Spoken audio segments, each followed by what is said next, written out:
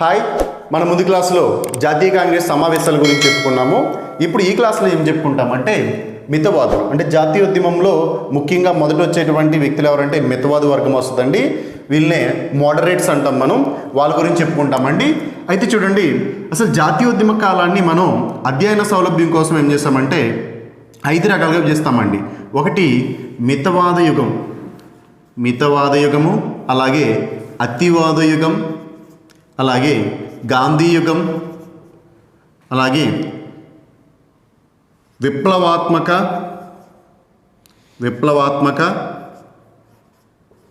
కార్యకలాపాల యుగం, అంటే లేకపోతే విప్లవాత్మక ఉగ్రవాదుల యుగం. ఇంకొకటి వామపక్షాల యుగం. ఇలా మనం చూడండి, మనం అధ్యయన సౌలభ్యం కోసం అంటే చదువుకోవడానికి వీలుగా ఉంటుందని, చెప్పడానికి వీలుగా ఉంటుందని చెప్పి మనం ఇలా 5 రకాలుగా పిలుస్తామండి. అయితే మితవాదుల కాలం ఏంటంటే 1885 నుండి 1905 వరకు, అంటే 20 సంవత్సరాల కాలం, మొదటి 20 సంవత్సరాల కాలాన్ని ఏమంటామంటే మితవాదుల యుగం అంటాం.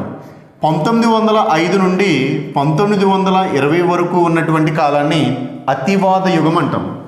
తర్వాత 1920 నుండి 1947 వరకు మధ్య కాలాన్ని గాంధీ యుగం అంటాము. తర్వాత 1897 నుండి 1931 వరకు మధ్య కాలాన్ని విప్లవాత్మక ఉగ్రవాదుల యుగం అంటాము. తర్వాత 1936 నుండి 39 వరకు మధ్య కాలాన్ని వామపక్షాల యుగం అంటాం. ఇవన్నీ కూడా దేని సౌలభ్యం కోసం ఎలా విభజించి చెప్పుకుంటామంటే అధ్యయన సౌలభ్యం కోసం చెప్పుకుంటామండి. ఓకే, అది చూడండి, మితవాద యుగం 1885 నుండి 1905 వరకు నుండి, అతివాద యుగం వచ్చి 1905 నుండి 1920 వరకు, గాంధీ యుగం 1920 నుండి 1947 వరకు, విప్లవాత్మక ఉగ్రవాదుల యుగం 1893 నుండి 1931 వరకు, వామపక్షాల యుగం వచ్చి 1936 నుండి 39 వరకు. ఇది ఇలా 5 రకాలుగా డివైడ్ చేయడానికి కారణం ఏంటంటే అధ్యయన సౌలభ్యం అండి.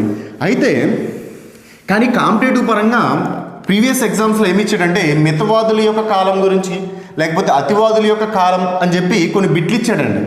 అతివాదుల కాలం ఎప్పటి నుంచి ఎప్పటి వరకు అని చెప్పి ఇవ్వడం జరిగింది. కాబట్టి అలా బిట్ ఇవ్వడానికి ఛాన్స్ ఉన్నటువంటి ఈ యుగాలు ఏంటంటే ఈ మూడింటికి ఎందుకు ప్రాముఖ్యత అంటే, చారిత్రకంగా దీన్ని విభజించినటువంటి వ్యక్తి ఎవరంటే రమేష్ చంద్ర అనేటువంటి వ్యక్తి ఈ జాతీయోద్యమాన్ని వీళ్ళు అనుసరించినటువంటి తీరుని బేస్ చేసుకొని ముఖ్యంగా 3 యుగాలుగా విభజించాడండి. మితవాదులు అంటే వాళ్ళ యొక్క విధి విధానాలు శాంతియుతంగా రాజ్యాంగబద్ధంగా ఉన్నటువంటి వ్యక్తులు నడిపినటువంటి కాలాన్ని ఏమో మితవాద యుగం అన్నాము. అతివాదులు ఈ ఉద్యమాలను ముందుకు తీసుకెళ్ళినటువంటి కాలాన్ని అతివాదులు అన్నాము. అంటే కొంచెం ఏమవుతుందంటే శాంతియుత పద్ధతిని క్రాస్ చేసి వెళ్తారు. ఈ రెండింటికి విభిన్నంగా వెళ్ళినటువంటి యుగం గాంధీ యుగం.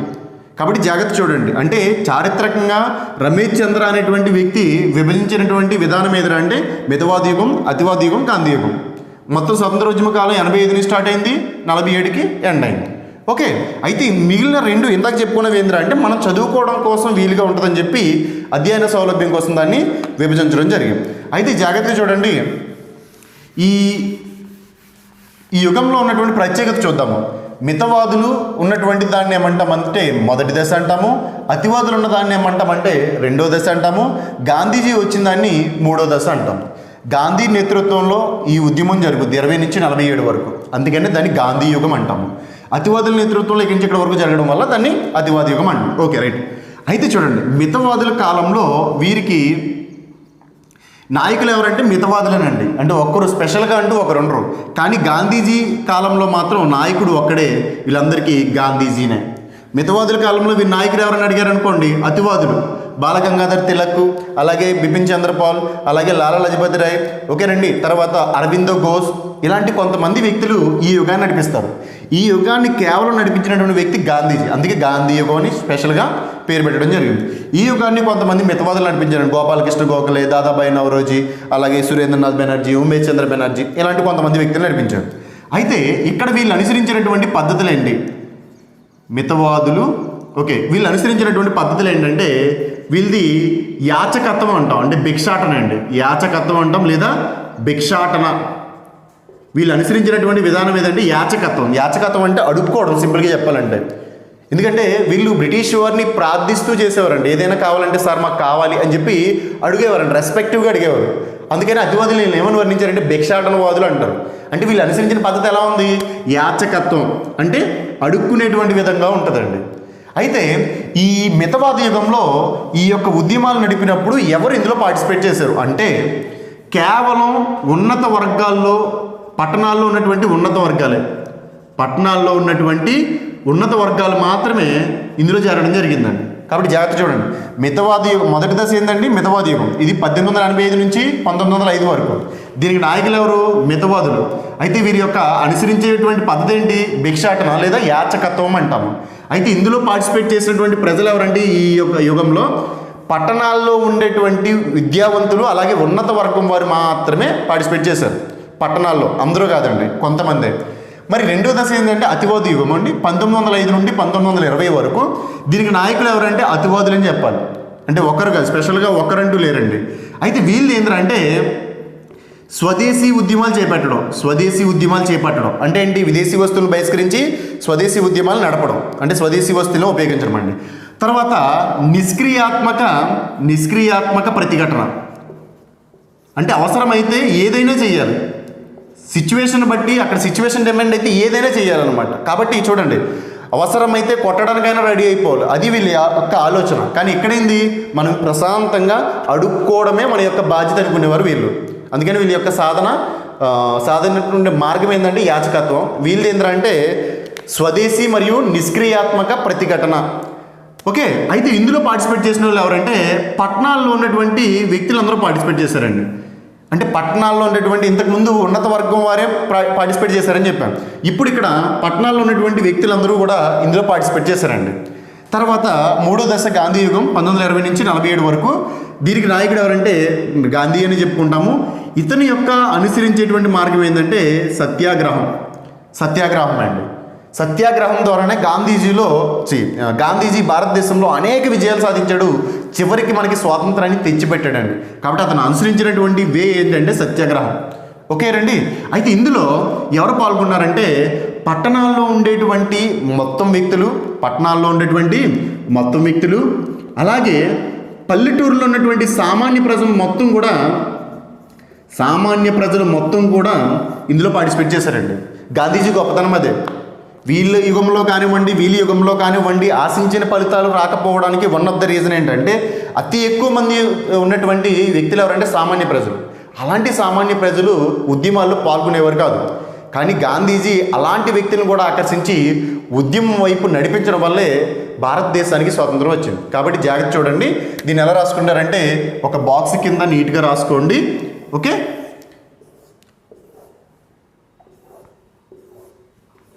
ఈ పైన హెడ్డింగ్స్ ఏం పెడతారంటే దశని పెట్టండి, దీనికి యుగం అని పెట్టండి, యుగం పేరు, అలాగే కాలం, అలాగే దీనికి నాయకులు ఎవరు, అలాగే వీళ్ళు అనుసరించేటువంటి మార్గం, ఇందులో ప్రజాబలం అని పెట్టండి, అంటే ఇందులో చేరినటువంటి ప్రజలు ఎవరు, ఇలా ఒక పట్టిక కింద రాసుకోండి. ఓకే. ఇప్పుడు మనం మొదటిగా ఎవరి గురించి చెప్పుకుంటామంటే మితవాదుల గురించి చెప్పుకుంటామండి. మితవాదుల గురించి మనం చెప్పుకోవడం జరుగుద్ది.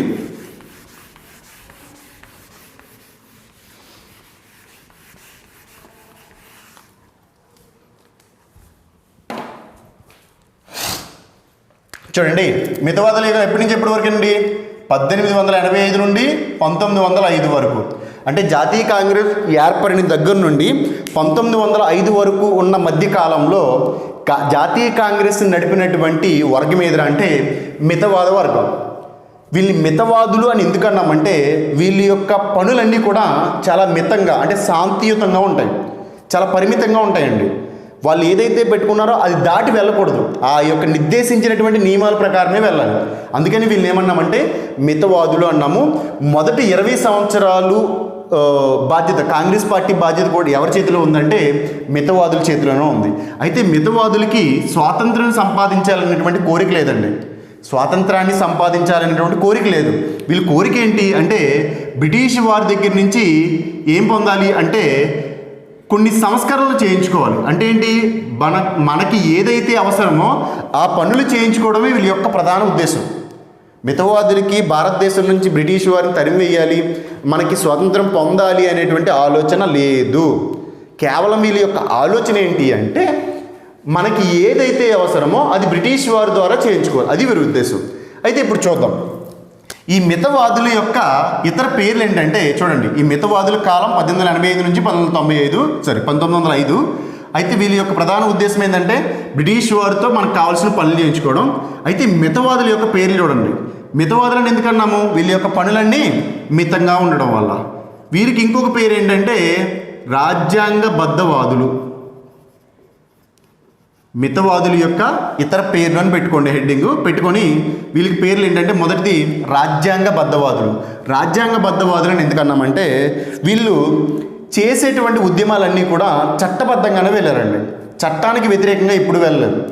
అంటే ఈ బ్రిటిష్ వారు చేసినటువంటి చట్టాలు ఏవైతే ఉన్నాయో ఆ చట్టాలను అతిక్రమించకుండా వీళ్ళు ఉద్యమాలు చేశారు కాబట్టి వీళ్ళని ఏమన్నామంటే రాజ్యాంగబద్ధవాదులు అన్నాం. వీళ్ళు చాలా ప్రశాంతంగా చేశారండి, శాంతియుతంగా వెళ్తారు. ఎక్కడ కూడా హింసాత్మకమైనటువంటి ఈ ఉద్యమాలు ఎక్కడ చేయలేదు, హింసాత్మకమైనటువంటి ఉద్యమాలు ఎక్కడ చేయలేదండి. ఓకే, అయితే చూడండి వీళ్ళకి ఇంకొక పేరు భిక్షాటనవాదులు.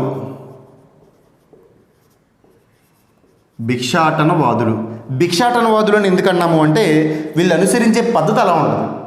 అంటే బ్రిటిష్ వారి దగ్గర నుంచి మనకి ఏదైనా కావాలనుకోండి, మనకి ఏదైనా అవసరం ఉందనుకోండి, బ్రిటిష్ వారిని ప్రార్థిస్తారు. అందుకని అతివాదులు ఏమన్నారు? వీళ్ళని భిక్షాటనవాదులు అని చెప్పి వర్ణించారండి. తర్వాత వీళ్ళకి బెంగాల్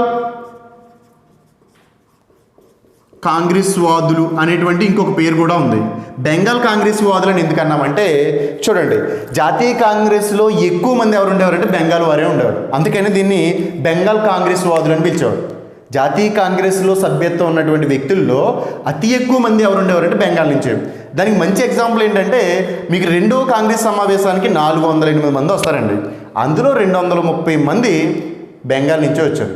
మిగిలిన అన్ని ప్రాంతాల నుంచి కలిపి రిమైనింగ్ పర్సన్స్ వస్తారు. అంటే దాన్ని బట్టి మీకు అర్థం అవ్వాలి, బెంగాల్ వాళ్ళే ఎక్కువ ఇందులో ఉండేవారు. తర్వాత హిందూ కాంగ్రెస్ వాదులు అని కూడా అంటారండి వీళ్ళు. హిందూ కాంగ్రెస్ వాదులు అని కూడా అంటారు. హిందూ కాంగ్రెస్ వాదులు అని ఎందుకు అంటామంటే ఈ జాతీయ కాంగ్రెస్లో మన హిందూ మతానికి చెందినటువంటి వ్యక్తులే ఎక్కువగా ఉండేవారండి. హిందూ మతానికి చెందినటువంటి వ్యక్తులు ఎక్కువగా ఉండడం వల్ల వీళ్ళని హిందూ కాంగ్రెస్ వాదులు అంటాం. తర్వాత జాతీయవాదులు. చూడండి జాగ్రత్తగా, జాతీయవాదులు అని ఎందుకన్నామంటే భారతదేశంలో జాతీయ భావాల్ని పెంపొందించడానికి మొదటగా కృషి చేసినటువంటి వ్యక్తులు వీరే కాబట్టి వీళ్ళని జాతీయవాదులు అంటాం. ప్రజల్లో జాతీయ భావాన్ని పెంపొందించింది మొదటి వీరే, అందుకని వీళ్ళని ఏమంటాము? జాతీయవాదులు అంటాం. తర్వాత ఇంకోటి ఏంటంటే వీళ్ళని మేధావుల యుగం అని కూడా అంటామండి. మేధావుల యుగం. ఇందులో గొప్ప గొప్ప రాజ్యనీతిజ్ఞత కలిగినటువంటి వ్యక్తులు ఉన్నారండి. అంటే ఎగ్జాంపుల్కి ఎవరంటే గోపాలకృష్ణ గోఖలే. అతను నిజంగా చెప్పాలంటే రాజకీయ పరంగా గొప్ప జ్ఞానాన్ని కలిగినటువంటి వ్యక్తి. ఆయనకి ఎప్పుడు ఏం చేయాలో తెలుసు. ఆయన గాంధీజీకి రాజకీయ గురువు. మనం స్వతంత్రం సంపాదించడంలో గాంధీజీ చాలా గొప్ప వ్యక్తి అని చెప్తాం. అలాంటి వ్యక్తికి రాజకీయ గురువు ఎవరంటే గోపాలకృష్ణ గోఖలే. అంటే చూడండి గాంధీ లాంటి వ్యక్తి గోపాలకృష్ణని ఇన్స్పిరేషన్ కింద తీసుకున్నాడు అంటే అతను ఎంత జ్ఞానై ఉంటాడు. రెండోది ఏంటి, ఈ మితవాదులు శాంతియుతంగా వెళ్ళడానికి వన్ ఆఫ్ ద రీజన్ ఏంటంటే ఈ బ్రిటిష్ వారు చాలా బలంగా ఉంటారు అన్ని విధాలుగా. అంటే సెక్యూరిటీ పర్పస్లో కానివ్వండి, ఆర్థిక పరంగా కానివ్వండి, అన్ని విధాలుగా మనకంటే బలంగా ఉంటారు వాళ్ళు.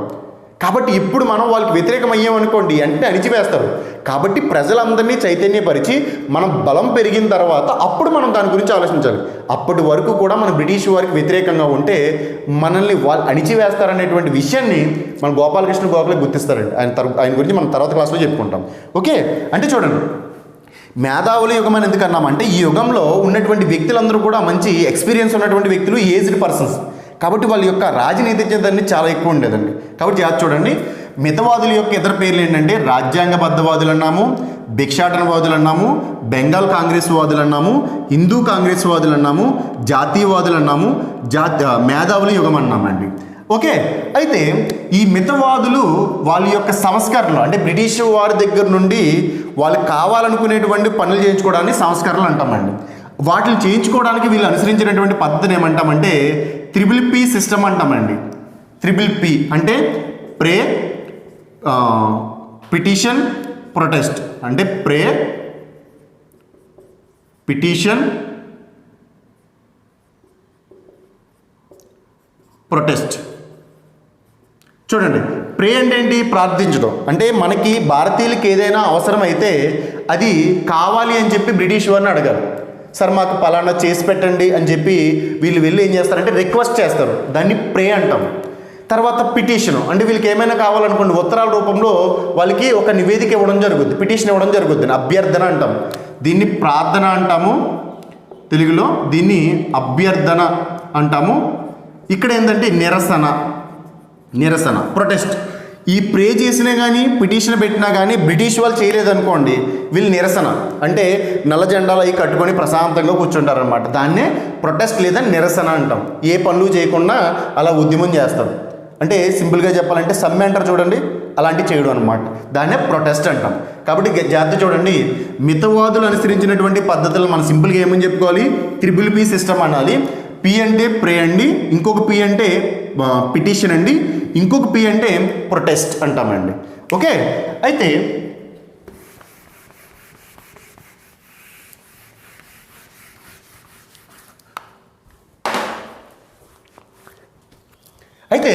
ఈ మితవాదులు ఈ 3 పద్ధతులను అనుసరించారని చెప్పానండి.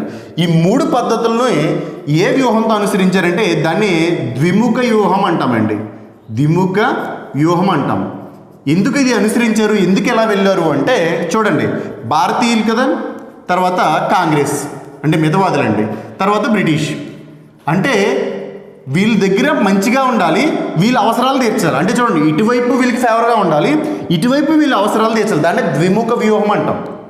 కాబట్టి చూడండి, వీళ్ళ అవసరాలు తీర్చడానికి ఎవరిని ఉపయోగించాలి? వీళ్ళని ఉపయోగించాలి. కాబట్టి వీళ్ళ అవసరాలు ఏవైతే ఉన్నాయో వీళ్ళ దగ్గర నుంచి ప్రజాభిప్రాయాన్ని సేకరించాలండి. ఏం చేయాలి? ప్రజాభిప్రాయాన్ని సేకరించాలి. సేకరించేది ఏం చేయాలి? బ్రిటిష్ వారికి ఇవ్వాలి. దాన్నే ద్విముఖ వ్యూహం అంటాం. వీళ్ళ దగ్గర చెడ్డ అవ్వకుండా వీళ్ళ అవసరాలు తీర్చడమే వీళ్ళ యొక్క ప్రధాన బాధ్యత. దాన్ని ఏమన్నామండి? ద్విముఖ వ్యూహం అంటాం.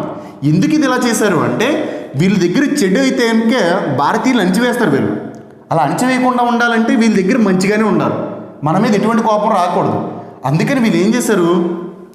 జాతీయ కాంగ్రెస్ అంటే మితవాదులు ఏమనుకున్నారంటే మన భారతదేశంలో చాలామంది నిరక్షరాస్యులండి, నిరక్షరాస్యులు, చదువుకోలేదు పెద్దగా. ఎందుకంటే బొంబాయిలో కానివ్వండి, లేకపోతే మద్రాసులో కానివ్వండి, లేకపోతే బెంగాల్లో కానివ్వండి, 3 ప్రాంతాల్లో మాత్రమే ఆంగ్ల విద్య వచ్చింది. రెండోది అది కూడా ఏంటి, గొప్ప వ్యక్తులకు మాత్రమే ఇచ్చేవారు మొదట. ఎందుకంటే అందరికీ విద్యని అందించేటువంటి కాన్సెప్ట్ అందరికీ కుదిరేది కాదు, దానికి కావాల్సినటువంటి ఆర్థిక పరిస్థితులు సహకరించలేదు. అందుకని కొంతమందికి మాత్రమే నేర్పించారు. కాబట్టి నిరక్షరాస్యులు. రెండోది ఏంటి, వీళ్ళందరూ కూడా ఐక్యతహీనులండి. అంటే ఏంటి? సమైక్యహీనులు అంటాం. సమైక్యహీనులు అంటే ఐక్యత లేనివారు, యూనిటీ లేదు వీళ్ళెవరికి. కాబట్టి నిరక్షరాస్యులు, ఐక్యత లేదు. కాబట్టి ఈ రెండు లేనప్పుడు మనం వాళ్ళపైన ఉద్యమం చేయలేం. వీళ్ళు మనం చెప్పిన మాట వినరు. కాబట్టి బ్రిటిష్ వారి దగ్గర నుంచి ఏం కావాలన్నా కూడా మొత్తం మనమే చేయాలి. వాళ్ళకి ఏం కావాలన్నా కూడా వాళ్ళ అవసరాలు మనమే తీర్చాలి, మనమే బాధ్యత వహించాలని చెప్పి వీళ్ళు ద్విముఖ వ్యూహాన్ని వెళ్ళారండి. ఆ వ్యూహం ప్రకారమే ఆ 3P సిస్టాన్ని వీళ్ళు అమలు చేయడం జరిగింది. అయితే వీళ్ళు ప్రజల్లో ఐక్యత పెంచడానికి ట్రై చేశారండి. ఎందుకంటే వీళ్ళు ప్రజల్లో ఐక్యత లేదని చెప్పారు చూడండి.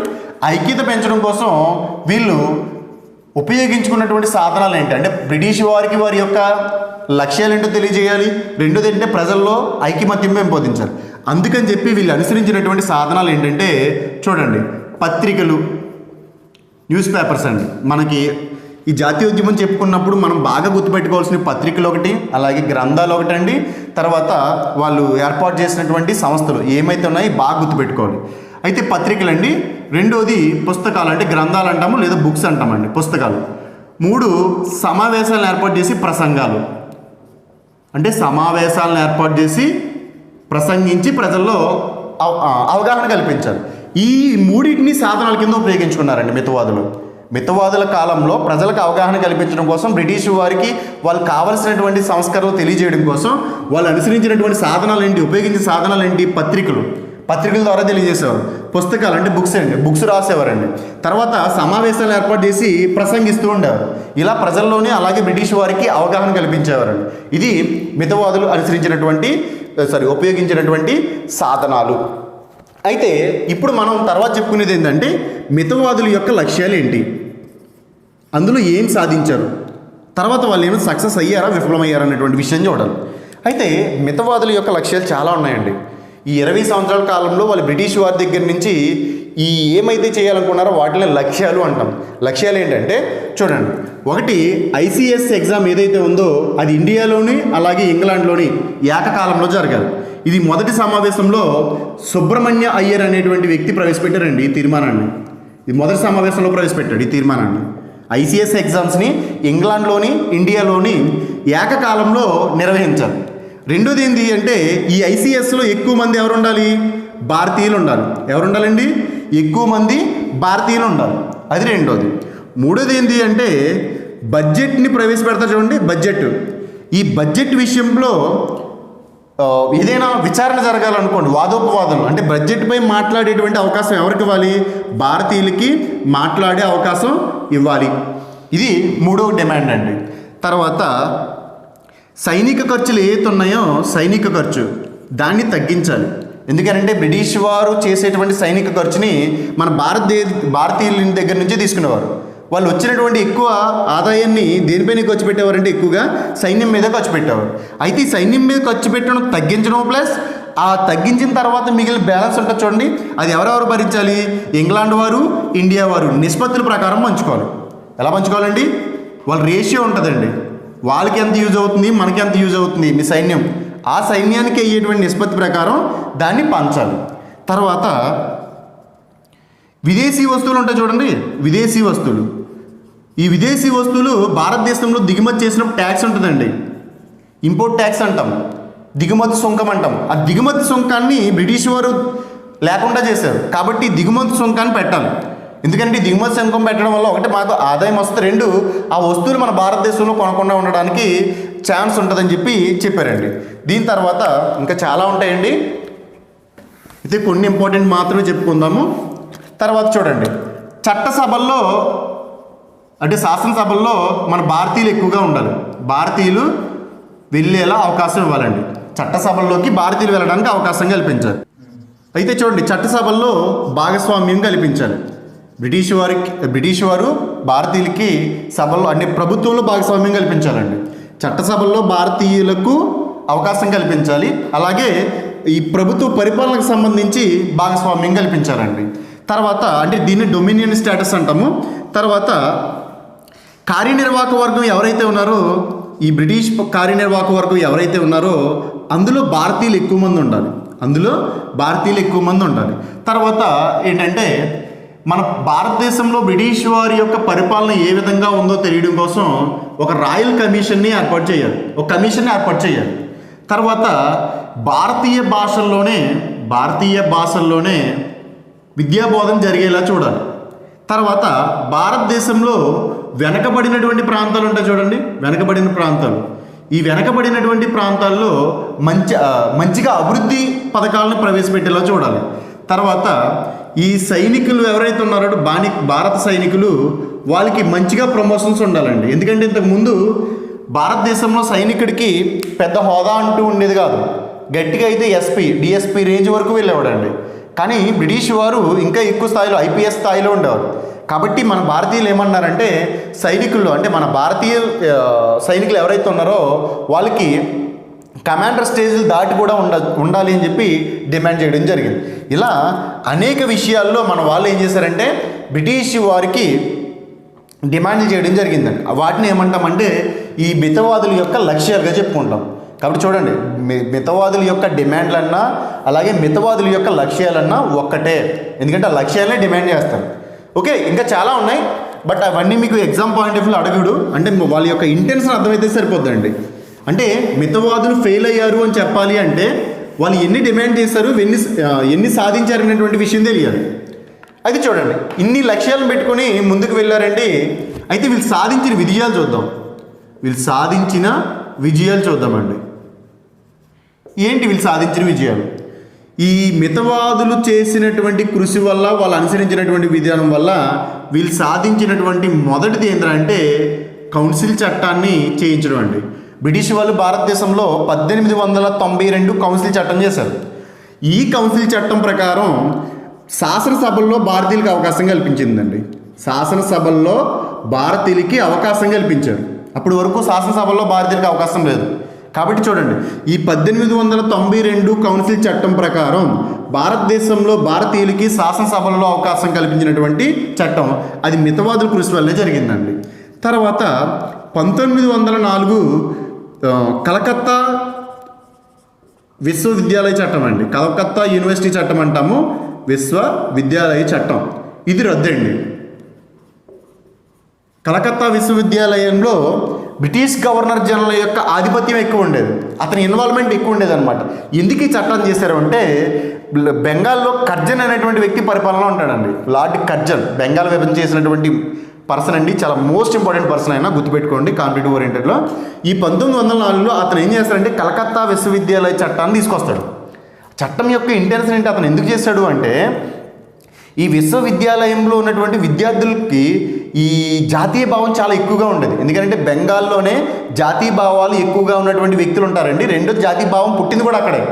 కాబట్టి ఆ యొక్క భావాలను తొలగించాలంటే ఈ విద్యాలయంలో బ్రిటిష్ వారి యొక్క ప్రభావం ఎక్కువగా ఉండాలి, ఇందులో కంట్రోల్ చేయాలని చెప్పి ఒక చట్టాన్ని తీసుకొస్తాడు. ఈ చట్టం ప్రకారం బ్రిటిష్ గవర్నర్ జనరల్కి దీనిపైన ఎక్కువ అథారిటీ ఉంటుంది. అందుకని చెప్పి వీళ్ళు ఏం చేశారు, గవర్నర్ అథారిటీ ఉండడం వల్ల ఇక్కడ యూనివర్సిటీ అనేది సరిగ్గా ముందుకు వెళ్దు, విద్య అనేది సరిగ్గా ఉండదని చెప్పి మన వాళ్ళు కృషి చేయడం వల్ల ఆ చట్టాన్ని రద్దు చేయడం జరిగింది. దాన్నే కలకత్తా విశ్వవిద్యాలయం చట్టాన్ని రద్దు చేయడం అంటాం. తర్వాత 1904లో ఇంకొక చట్టాన్ని కూడా రద్దు చేయించారండి వీళ్ళు కష్టపడి. ఏంటంటే కలకత్తా కార్పొరేషన్ చట్టం అండి. కలకత్తా కార్పొరేషన్ చట్టం ఇది 1899లో చేశారండి. 1899లో కలకత్తా కార్పొరేషన్ చట్టం చేశారండి. దాన్ని ఎప్పుడు రద్దు చేశారంటే 1904లో రద్దు చేశారండి. ఏంటి కలకత్తా కార్పొరేషన్ చట్టం అంటే, ఈ కలకత్తా కార్పొరేషన్లో ఏమయ్యేదంటే భారతీయులు ఉండేవారండి. మన కార్పొరేషన్ అంటే ఇప్పుడు పంచాయతీ, మన గ్రామాల్లో పంచాయతీ ఎలా ఉందో పట్టణాల్లో నగరాల్లో కార్పొరేషన్ అనేది అలా ఉంటుందండి. అయితే కార్పొరేషన్లో వ్యవహరించేటువంటి కార్యనిర్వాహకులు ఎవరు ఉండేవారంటే ఎక్కువగా భారతీయులు ఉండేవారు. కానీ ఈ చట్టం ప్రకారం ఏం చేశారంటే భారతీయులు తగ్గించి బ్రిటిష్ వారిని పెంచడం మొదలు పెట్టారు. అందుకని ఈ చట్టాన్ని కూడా రద్దు చేయండి అని చెప్పి మితవాదులు కృషి చేయడం వల్ల దీన్ని 1904లో రద్దు చేయడం జరిగింది. కాబట్టి చూడండి, 1892 కౌన్సిల్ చట్టాన్ని తీసుకొచ్చారండి వీళ్ళు కృషి వల్ల. ఇది చేశారు. ఈ రెండు కూడా ఏం చేశారు, రద్దు చేశారండి. 1904 కలకత్తా విశ్వవిద్యాలయ చట్టాన్ని రద్దు చేశారు, 1904 కలకత్తా కార్పొరేషన్ చట్టాన్ని రద్దు చేశారు. కాబట్టి రెండు రద్దు, ఇది చేయడం జరిగింది. తర్వాత 4 చూడండి, భారతదేశం మొత్తానికి ఒక సంస్థని ఏర్పాటు చేశారండి. ఆ ఘనత కూడా మితవాదులదే. స్వతంత్ర ఉద్యమంలో కీలక పాత్ర పోషించింది ఎవరంటే జాతీయ కాంగ్రెస్ అండి. ఆ జాతీయ కాంగ్రెస్ ఏర్పడడానికి మూల కారకులు ఎవరంటే మితవాదులు. కాబట్టి ఈ ఘనత కూడా ఎవరికి వెళ్తుంది, వీళ్ళకి వెళ్తుందండి. తర్వాత బ్రిటిష్ వారు చేస్తున్న దోపిడీని బయటపెట్టేశారండి. బ్రిటిష్ వారు చేస్తున్న దోపిడీని బయటపెట్టినటువంటి ఘనత కూడా ఎవరిదంటే మితవాదులదే. అప్పటి వరకు మన భారతీయులు ఏమనుకునేవారంటే బ్రిటిష్ వారు చాలా మంచోళ్ళు అనుకున్నారు. కానీ వాళ్ళు చేస్తున్నటువంటి ఏదో పనులన్నీ కూడా బయట పెట్టినటువంటి ఘనత ఎవరిదంటే బ్రిటిష్ వారిదేనండి. ఎలా, మన దాదాబాయి నవరోజీ డ్రైన్ థియరీ అని ఒకటి రాస్తాడండి. డ్రైన్ థియరీ అంటాం, అంటే డ్రైన్ సిద్ధాంతం అంటాము.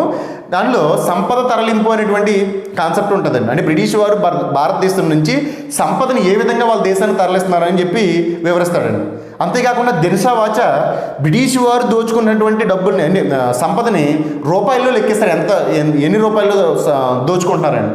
కాబట్టి మితవాదులు ఏం చేశారంటే బ్రిటిష్ వారు దోచుకుంటున్నటువంటి విధానాన్ని బయట పెట్టేశారండి. బయట పెట్టడంతో బ్రిటిష్ వారికి భారతీయులు వ్యతిరేకం అవడం జరుగుతుంది. తర్వాత జాతీయ భావాలు పెంపొందించినటువంటి ఘనత కూడా వీరికే దక్కుద్దండి. జాతీయ భావాలు పెంపొందించినటువంటి ఘనత కూడా ఎవరికి దక్కిందండి, మితవాదులకి దక్కింది. తర్వాత వెబ్లీ కమిషన్ అని ఒకటి ఏర్పాటు చేస్తారండి. వెబ్లీ కమిషన్ దేనికి అంటే భారతదేశంలో రెవెన్యూకి సంబంధించినటువంటి ఖర్చులు ఏవైతే ఉన్నాయో ఆ ఖర్చులు లెక్కించడం కోసం బ్రిటిష్ వారు ఏం చేశారంటే వెబ్లీ కమిషన్ ఏర్పాటు చేశారండి. లేకపోతే రెవెన్యూ ఖర్చులు ఎంత అవుతున్నాయో తెలియకుండా ఎక్కువగా లాక్కోవడం జరిగేది. కాబట్టి ఈ వెబ్లీ కమిషన్ ఏం చేసింది, రెవెన్యూ ఖర్చులు ఎంత అవుతున్నాయో తెలుసుకోవడానికి వేశారండి. దీని ప్రకారం ఎంత అవుతుంది అనేది తెలుసుకోవడం జరిగింది. ఇది కూడా ఎవరి కృషి వల్ల ఏర్పడిందండి, మితవాదుల కృషి వల్లనే. తర్వాత జాతీయ భావాలను అభివృద్ధి చేశారు వెబ్లీ కమిషను. తర్వాత చూడండి, ఒకటి కౌన్సిల్ చట్టం, కలకత్తా విశ్వవిద్యాలయము, అలాగే కలకత్తా కార్పొరేషన్ చట్టం రద్దు చేయడం, ఐఎన్సి ఏర్పాటుకు కారణం, బ్రిటిష్ వారు చేస్తున్నటువంటి పనులన్నీ బయటపడేశారు. తర్వాత జాతీయ భావాలు పెంచారండి, వెబ్లీ కమిషన్ ఏర్పాటు చేయడానికి కృషి చేశారు. అలాగే సైనిక ఖర్చు కూడా వీరి కృషి వల్లే నెమ్మదిగా తగ్గుతూ వచ్చిందండి. ఈ మితవాదులు కృషి చేయకముందు సైనిక ఖర్చు అనేది చాలా ఎక్కువగా ఉండేది, అది భారతీయుల దగ్గర నుంచి తీసుకునేవారు. కానీ మితవాదుల కృషి వలన నెమ్మదిగా సైనిక ఖర్చులు కూడా ఏమైనాయి అంటే తగ్గుతూ వచ్చాయండి. ఇది వీళ్ళు సాధించినటువంటి ఘనత. వీళ్ళు చేసిన డిమాండ్లు చాలా విపరీతంగా ఉన్నాయి, చాలా ఎక్కువ ఉన్నాయి. కానీ వీళ్ళు సాధించిన ఘనతలు ఏంట్రా అంటే ఈ 3, అలాగే అఫీషియల్గా ఇదొకటి, ఈ 5 మాత్రమే మన పరిధిలో తీసుకోవాలి. ఇవన్నీ కూడా అనుకోకుండా జరిగినవే, బట్ వీళ్ళు ఘనతలోకి వెళ్తుందండి. కానీ గవర్నమెంట్ నుంచి వాళ్ళ దగ్గర వాళ్ళు సాధించినటువంటివి ఏంటంటే ఇవి మాత్రమే గుర్తుపెట్టుకోవాలండి. ఓకే,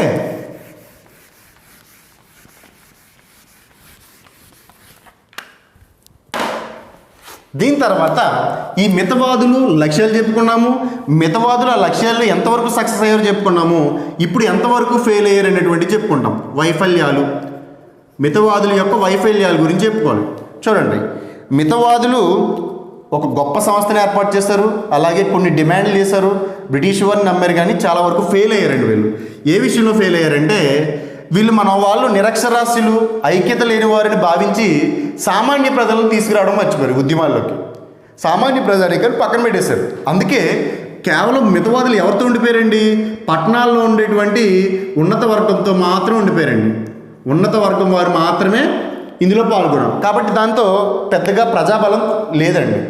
ఎందుకనంటే భారతదేశంలో 100 మంది ఉంటే అందులో ఉన్నత వర్గం వారు అంటే డబ్బున్న వాళ్ళు, విద్యావంతులు ఎంతమంది ఉండేవారంటే 2 కానీ లేదా 3 కానీ ఉండేవారు 100కి. మరి అలా 2-3 ఉద్యమం చేస్తే ఎవడు పట్టించుకుంటాడు? అది ఎక్కువగా ఉన్నది ఎవరంటే సామాన్య ప్రజలు. అలాంటి ప్రజలను వీళ్ళు పట్టించుకోలేదు, అర్థం చేసుకోలేదు. కానీ మరి సామాన్య ప్రజలను అర్థం చేసుకుని ఉద్యమాల్లోకి వాళ్ళు వస్తేనే సక్సెస్ అవుతారన్నటువంటి విషయాన్ని ఎవరు గ్రహించారు? గాంధీజీ గ్రహించాడు. కాబట్టి ఆ విషయంలో వీళ్ళు ఫెయిల్ అయ్యారండి. రెండోది, బ్రిటిష్ వారి యొక్క స్వభావాన్ని గుర్తించలేదు వీళ్ళు మొదటి నుంచి బ్రిటిష్ వారిని చాలా గట్టిగా నమ్ముతారండి. మితవాదులు మొదట బ్రిటిష్ పరిపాలనని, బ్రిటిష్ అధికారులు గుడ్డిగా నమ్ముతారు. వాళ్ళు ఏం చేసినా మన మంచికే, వాళ్ళ పాలన వల్ల మనం బాగుపడతామని నమ్మారండి. కానీ బ్రిటిష్ వాళ్ళు ఏం చేసినా వాళ్ళు బాగు కోసం అన్న విషయాన్ని లాస్ట్లో గుర్తిస్తారు. కాబట్టి చూడండి, బ్రిటిష్ వారి యొక్క స్వభావాన్ని అంచనా వేయడంలో కూడా మితవాదులు ఫెయిల్. రెండోది ఏంటి? వీళ్ళ యొక్క రాజ్యాంగబద్ధమైన విధానం, అంటే చట్టబద్ధంగా వెళ్ళాలి, శాంతియుతంగా వెళ్ళాలి, చట్టానికి విరుద్ధంగా వెళ్ళకూడదని చెప్పి వీళ్ళ యొక్క విధానం బ్రిటిష్ వారి దగ్గర నుంచి కావాల్సినటువంటి చట్టాలు చేయించుకోలేకపోయింది. అంటే వీళ్ళు ఏదైతే డిమాండ్లు చేశారో ఆ డిమాండ్లన్నింటినీ కూడా వీళ్ళు సక్సెస్ చేయించుకోలేకపోయారు వీళ్ళ విధానాల వల్ల. అందుకే ఏమైంది? కాంగ్రెస్లో మితవాదులు అతివాదులు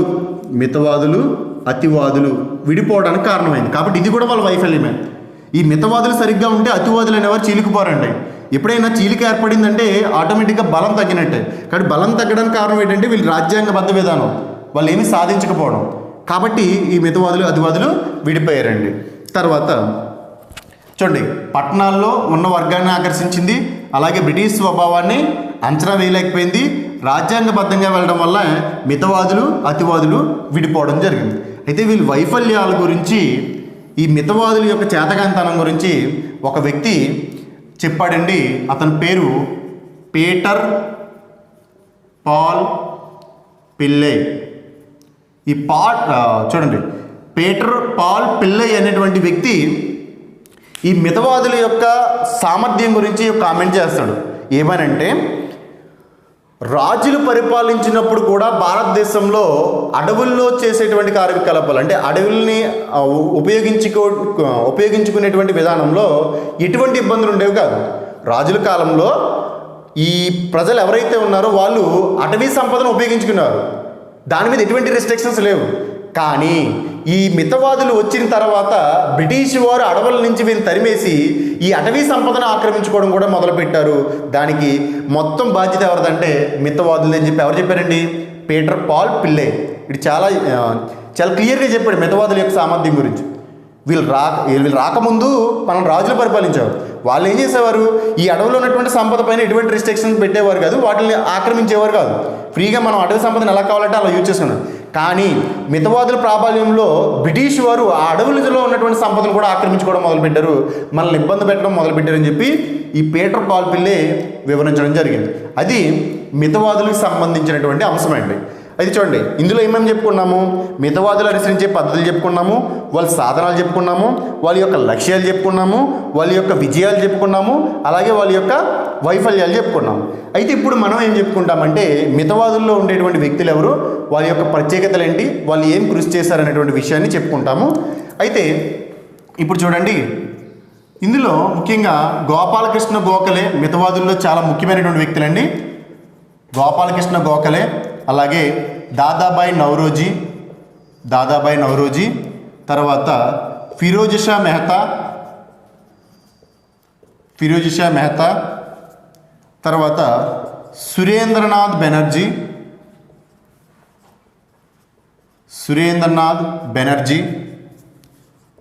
ఉమేష్ చంద్ర బెనర్జీ, తర్వాత ఎంజి రనడే,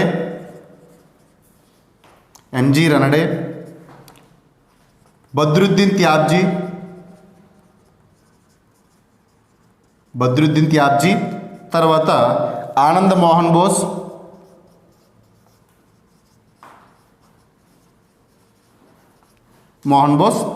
ఇంకా చాలామంది ఉన్నారండి. ఈ జార్జియులు, అలాగే వెడన్బర్న్, వీళ్ళందరూ కూడా మితవాదుల్లోకి వస్తారండి. మీకు జాతీయ కాంగ్రెస్ కంటే ముందు ఏర్పడినటువంటి రాజకీయ సంస్థలు చెప్పాను చూడండి, ఆ రాజకీయ సంస్థల్లో మీకు కనిపించేటువంటి పేర్లు ఏవైతే ఉన్నాయో వాళ్ళందరూ కూడా మితవాదుల్లోకి వస్తారండి ఆల్మోస్ట్. కాబట్టి వాళ్ళందరి గురించి మనం చెప్పుకోలేము, ముఖ్యమైనటువంటి వ్యక్తులు వీళ్ళండి. వీళ్ళ గురించి మనం ఏం చెప్పుకుంటామంటే వీళ్ళు రాసినటువంటి గ్రంథాలు, వీళ్ళు ఏర్పాటు చేసినటువంటి పత్రికలు, అలాగే వీళ్ళు ఏర్పాటు చేసినటువంటి సంస్థల గురించి మనం నెక్స్ట్ క్లాస్లో చెప్పుకుంటామండి.